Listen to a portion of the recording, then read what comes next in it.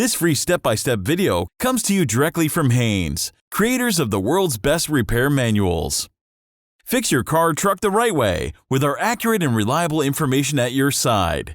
You can complete more than 200 jobs on this vehicle when you purchase the complete online manual at Haynes.com.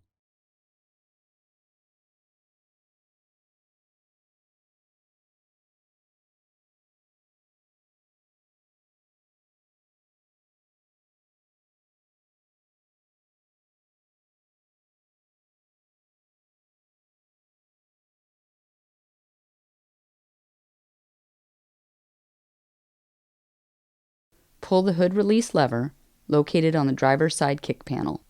Lift the hood safety latch and raise the hood upwards. Chock the rear wheels. Then jack up the front of the car and support it on jack stands.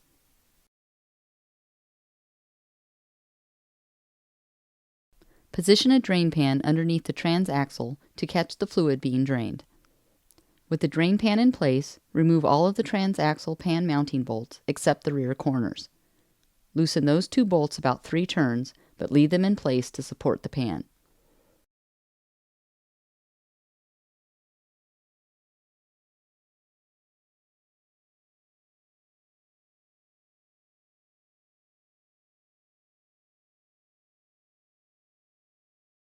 Carefully pry the transaxle pan loose, using a screwdriver if needed, and allow the fluid to drain.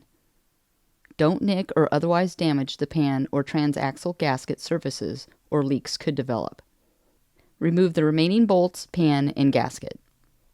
Drain the remaining fluid from the transaxle pan into the drain pan. Remove the old filter and the filter seal from the transaxle.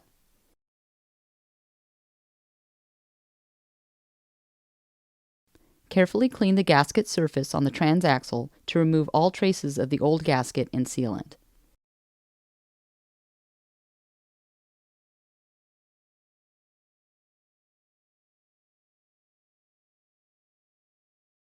Clean the pan with solvent and dry it thoroughly.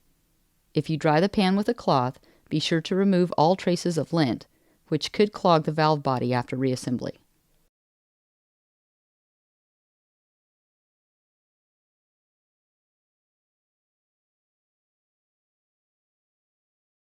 Place a new gasket over the transaxle pan mating surface. Install a new filter seal onto the new filter and lightly lubricate it with transaxle fluid. Install the new filter, pushing it securely in place on the transaxle. Install the new pan and gasket onto the transaxle, along with the mounting bolts.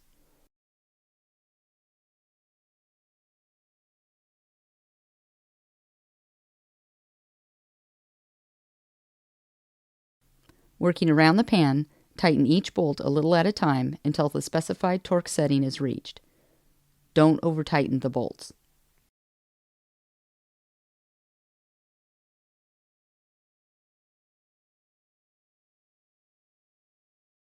Lower the car to the ground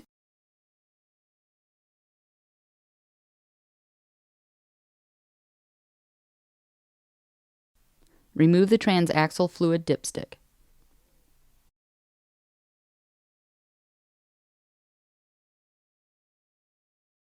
Pour 4 quarts of automatic transaxle fluid through the filler tube, using a funnel to prevent spillage.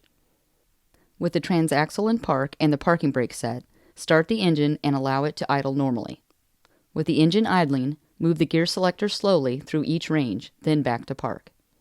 Check the fluid level with the transaxle dipstick. Add fluid if needed to reach the correct level. It's important not to overfill the transaxle, so add fluid a little at a time until it reaches the lower end of the hatched area on the dipstick. Check under the vehicle for transaxle leaks during the first few trips.